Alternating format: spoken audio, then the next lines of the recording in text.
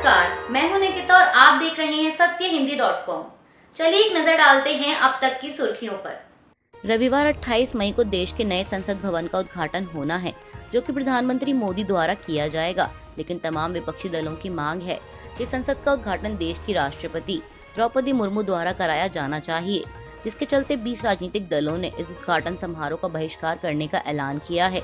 वहीं इस बीच खबर है कि अभी तक के आंकड़ों के मुताबिक 25 राजनीतिक दल इस उद्घाटन समारोह में शामिल होंगे, जिनमें से 18 दल एनडीए में शामिल दल हैं और 7 गैर एनडीए दल हैं।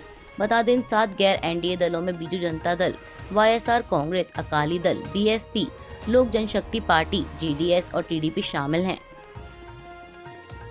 तेलुगु देशम पार्टी ने कल गुरुवार को नए संसद भवन के उद्घाटन समारोह में शामिल होने को लेकर अपना रुख स्पष्ट किया। पार्टी प्रमुख चंद्रबाबू नायडू ने उद्घाटन समारोह में टीडीपी के शामिल होने की पुष्टि करते हुए ट्वीट कर लिखा कि जैसा कि हमारे पास एक नया संसद भवन है, मैं एक हर्षित और गौरवान्वित राष्ट्र में शामिल होकर पीएम नरेंद्र मोदी जी, केंद्र सरकार और हर वह हाथ जिसने इस ऐतिहासिक ढांचे को बनाने में योगदान दिया है, उनको बधाई देता हूँ। टीडीपी प्रमुख ने आगे कहा कि मैं कामना करता हूँ कि नया संसद भवन परिवर्तनकारी नीति और निर्णय लेने का स्थान बने और आज़ादी के 100 साल पूरे होने पर 2047 तक गरीबी मुक्त भारत का सपना पूरा हो जाएगा, जहां अमीर और गरीब के बीच की खाई पाट दी जाएगी। बता दें, टीडीपी की ओर से जारी एक बयान के मुताबिक चंद्रबाबू नायडू ने राज्यसभा सदस्य कनक मेडला रविंद्र कुमार को नए संसद भवन के उद्घाटन समारोह में पार्टी का प्रतिनिधित्व करने को कहा है। नए संसद भवन के उद्घाटन को लेकर राजनीतिक गलियारों में घमासान जारी है। बता दें, यह मामला देश की सर्वोच्च अदालत तक पहुंच गया है। मामले की सुनवाई 26 मई सुबह 10:30 बजे होगी। दरअसल विपक्ष की मांग है कि देश की संसद का उद्घाटन राष्ट्रपति द्वारा कराया जाना चाहिए। याचिका सीआर जयासुकीन नाम के वकील द्वारा दाखिल की गई है। वहीं अब आज शुक्रवार को इस मामले पर जस्टिस जेके माहेश्वरी और पीएस नरसिम्हा की अवकाशकालीन बेंच सुनवाई करेगी। कर्नाटक के मुख्यमंत्री सिद्धरमैया की कैबिनेट में कल शनिवार को 20 विधायक मंत्री पद की शपथ ले सकते हैं। सूत्रों के मुताबिक दिल्ली में सीएम सिद्धरमैया और डिप्टी सीएम डीके शिव कुमार की पार्टी नेताओं के साथ हुई बैठक में मंत्री पदों को लेकर नामों पर चर्चा हुई और इन्हें अंतिम रूप दे दिया गया है।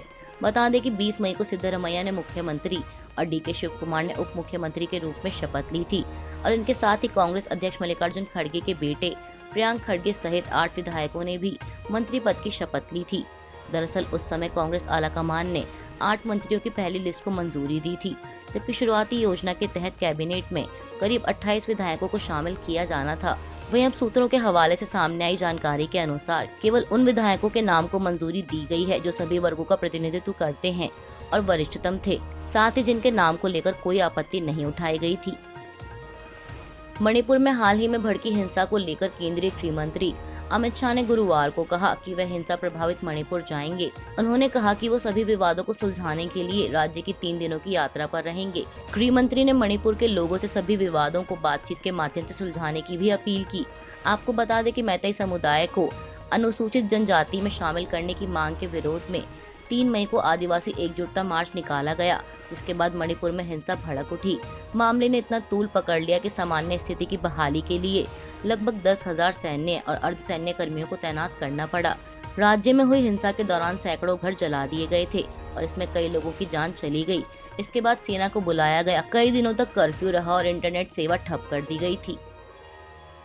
उत्तर प्रदेश में रामपुर सीट से विधायक रहे आजम खान की पिछले साल विधायकी जाने के बाद हुए उपचुनाव में बीजेपी प्रत्याशी आकाश सक्सेना को जीत मिली और वह रामपुर सीट से विधायक बने। लेकिन अब खबर है कि इसी चुनाव से जुड़े एक मामले में इलाहाबाद हाईकोर्ट ने बीजेपी विधायक सक्सेना को नोटिस जारी किया है। दरअसल उपचुनाव के दौरान बीजेपी प्रत्याशी के सामने मैदान में उतरे सपा के उम्मीदवार असीम रजा ने अपनी चुनाव याचिका में आकाश सक्सेना के रामपुर सीट से निर्वाचन को चुनौती दी है। रजा का आरोप है कि आकाश सक्सेना ने चुनाव जीतने के लिए भ्रष्ट तरीके अपनाए। इसमें पुलिस ने मतदान के लिए वोटर्स को अपने घर से निकलने नहीं दिया। रजा का दावा है कि ये वोटर्स उसके समर्थक थे और वे उसके पक्ष में मतदान जरूर करते। इस आधार पर असीम रजा ने अदालत से सक्सेना का विधायक के तौर पर निर्वाचन अवैध घोषित करने का अनुरोध किया है। वहीं अब असीम रजा की चुनाव याचिका पर सुनवाई करते हुए न्यायमूर्ति संजय कुमार सिंह ने आकाश सक्सेना को नोटिस जारी किया है और इस मामले की सुनवाई अगस्त 2023 के पहले हफ्ते में करने का निर्देश दिया। आईपीएल 2023 के आज 26 मई को खेले जाने वाले मुकाबले में गुजरात टाइटंस और मुंबई इंडियंस की टीम आमने सामने होंगी। बता दें आज का ये क्वालिफायर मैच अहमदाबाद के नरेंद्र मोदी स्टेडियम में शाम 7:30 बजे खेला जाएगा। अभी के लिए बस इतना ही। बाकी की खबरों के लिए बने रहिए सत्यहिंदी.com के साथ।